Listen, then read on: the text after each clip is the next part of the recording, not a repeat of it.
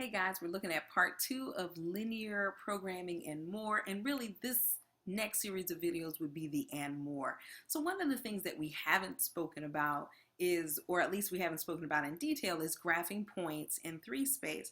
And so I wanted us to look at the 3-space plane and talk about each axis in somewhat detail. So this vertical axis is going to be the z-axis. This axis here is going to be the x-axis. So technically the x-axis is coming out at you. And this axis here, which usually used to be the x-axis, is the y-axis. And so when we're looking at this 3-space, I want you to really keep in mind where the negative portions of each axis is. And so the negative portion of the y-axis would be highlighted back here. The negative portion of the z-axis is down below. And the negative portion of the x-axis is actually back here.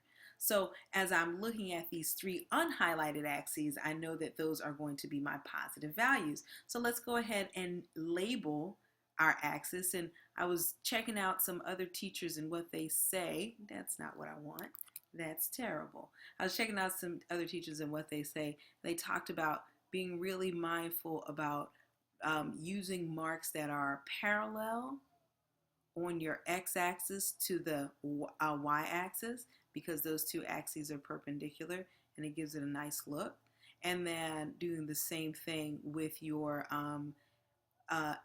y-axis, sorry about that, making sure that your lines are parallel to the x-axis. And I'm doing the best that I can. You know my situation.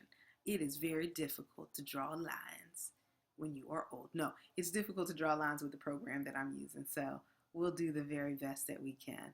So here we are drawing the markings that indicate the different values on each axis. And so we can just talk about graphing particular points.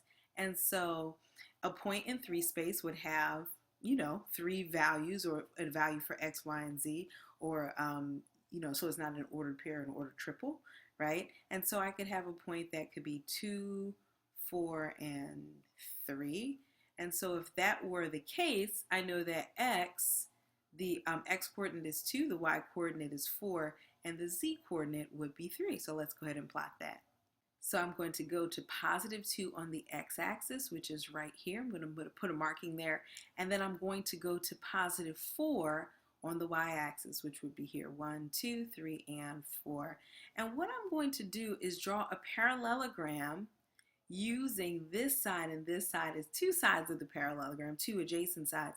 And I'm going to draw another side. I'm going to use my gray marking pen so that it doesn't look so bold, not too bold. And so I draw that parallelogram. So now I'm right here, this parallelogram is in the x and y, it's on the x and y plane, and this point right here would be 2, 4 in the xy plane. But now what we need to do is find 3 lifted up to 3 on the z-axis.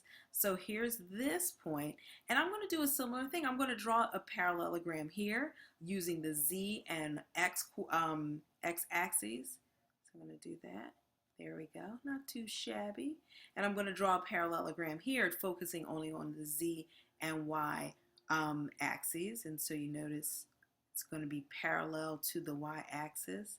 I'm doing the best I can. Just work with me.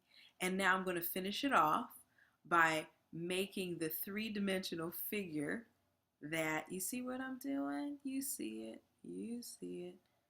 That completes this box. And so the point that I'm looking for, now I'm going to be bold, is going to be the point right here. So that point, I know it was a bit much even for me.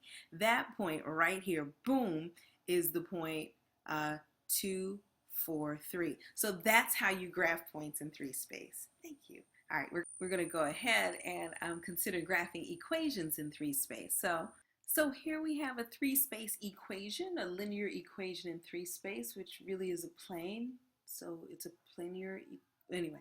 So we have this this equation, what would amount to be an equation that's going to end up being a plane when we graph it. So the cool thing is this is really totally contrived because what I'm going to do is make sure that we can plug in, find the x-intercept, the y-intercept, and the z-intercept. And those 3 points are going to be a corner points of what we're going to draw is a polygon or a triangle that's going to represent the plane that passes through this three-dimensional space that represents that equation, 2x plus 3y equals 2x plus 3y minus 4z equals 12. So you know how to find x, y intercepts. You plug in 0 for the other. So at this point, we're going to plug in 0 for everything to find the x-intercept. The x-intercept, we're going to plug in 0 here and 0 here. When I do that, I get that 2x is equal to 12. Therefore, x is equal to 6. So this point would be the point 6, 0, 0, right? Because the other guys are 0. So we're going to follow along. We'll figure out what the y-intercept would be, putting in 0 for everything else. I get that the y-intercept, I shouldn't have x is equal to 6. That doesn't look right. I'm going to write this. I'm sorry, just a little math moment that I think is better. X-intercept is 6. Therefore, the point we're talking about is 6, 0, 0, comma, 0, comma, 0. The y-intercept, let's just use the y-intercept and not try to say y. The y-intercept is going to be equal to 4. You figured that out a long time ago. So this point is 0, 4, 0. And then the z-intercept, in this case, is going to be -3. Putting zeros here, solving for z, giving that -4z is equal to 12. You with me? Is equal to, so that I just said, I just told you something, right? -3, and therefore this point that we're going to graph is 0, 0, -3. And I can highlight it and do some colorful things so we can be on the same page. So as I graph the x-intercept, let's use that color, and the x-intercept will be on the x-axis. It's in the positive direction on the x-axis. So we got 1, 2, 3, 4, 5, and 6. I barely made it, but I did. And so let's go ahead and graph, I don't know, the y-intercept, shall we? So I'll highlight the y-intercept in whatever color this is, and I'll graph that point by finding 4 in the positive portion of the y-axis. And there we go, we've got that point. And finally, I need to graph the z-value. And so the z-value we're going to highlight here is -3, or the z-intercept rather is there. And I'm going to graph that point. Know that going down on the z-axis is where we're going to get our negative from. And so I'm going to do that there. And so now that I've got these three now that I have these 3 intercepts, what I'm going to do is just draw a triangle. Wasn't good. All right, I'm going to try it again. Draw a triangle. And there, you see what we're trying to do. It's beautiful in my mind, people. It's beautiful in my mind. Okay, let's get rid of that last one and see if good things will happen. Good things happening? A little better. So that triangle represents, not pretty, that triangle represents 3 space, or a plane in 3 space that is this line, that is this, I don't feel comfortable saying line, but we call it a linear equation in 3 space, or whatever, that is this equation. Is that all right? I hope that feels good to you, because it feels just okay to me.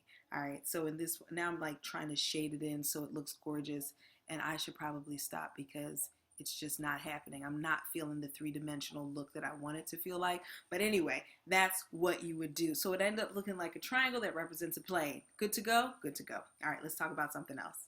Okay, so this next topic brings us back to the idea of using matrices to represent different information. But now we're going back to 2-space, and we're going to talk about transformations. Do you remember transformation? So if you don't remember, you can have some kind of polygon like this awesome triangle, and then you can consider transformations of that triangle. So a couple of transformations that you could have is a dilation, right?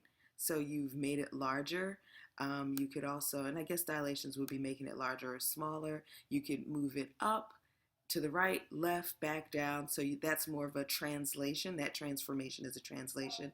We could also do rotations, right? So we can do rotations that are like 90 degrees or 180 degrees. Obviously 360 degrees doesn't give me anything interesting. And you can do something called reflections. And I can't really do this with this program easily, but what a reflection, oh, maybe I can I? Aha, something like that. So I can do stuff like that. I'm trying, people. Just bear with me. It's shrinking. It's looking really weird. Anyway, I can flip it across the x-axis. And so how do we do that with matrices is what we'll talk about today. And that's kind of simple. So you know that there are three distinct points that represent the vertices of a triangle. So those points would be x, y points. So I can call this x sub 1, y sub 1. This one would be x sub 2, y sub 2. And the final one we can call x sub 3, y sub 3.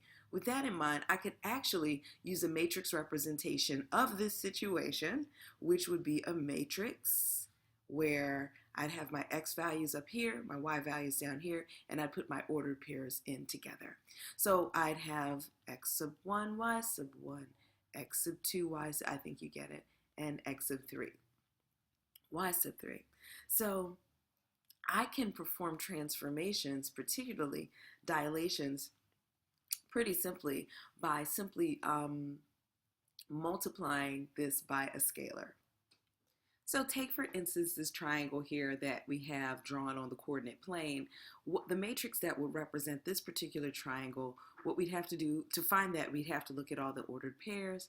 We know that we'd have, let's do a black pen, we'd have 3 values here, and those values would be 2, 1, and 3, 2, that looks like, and then the other point would be 0, 3. And so now this is the matrix that I have here, and sometimes we talk about the image that we start off with as the pre-image, and then we have the image, right, or the transformation, the actual transformed picture. So I can literally multiply by a scalar 2, and then what that yields is a new matrix, and that new matrix is going to give me a value. Obviously, when I have a 2 on the outside, I multiply everything inside, so I get 4, 2, 6, 4, 0, 6. And now if I plot the points here, I get a transformed figure, and I did that through matrices, right? Not that interesting, but you know, pretty basic, and it can be quite helpful in many applications. So I've got 4, 2, 6, 4. Let's find that. Where are you? 6, 4. 1, 2, 3, 4. And 0, 6. 1, 2, 3, 4, 5.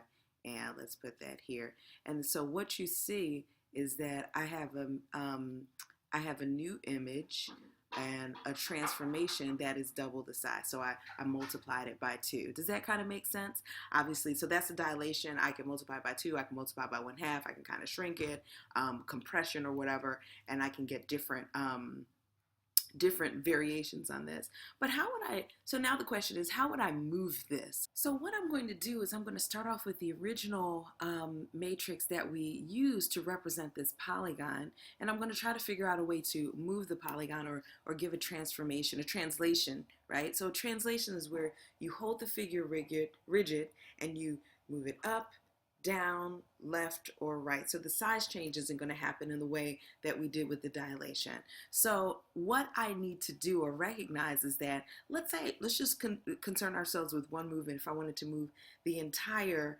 triangle up, what I'd have to do is change all the y values. If I want to move it up, let's say by 2, I'd have to change all the y values and manipulate that by moving them up by 2. So I'm going to come over here, and maybe I should make this a little bit larger so we can kind of see my little movements.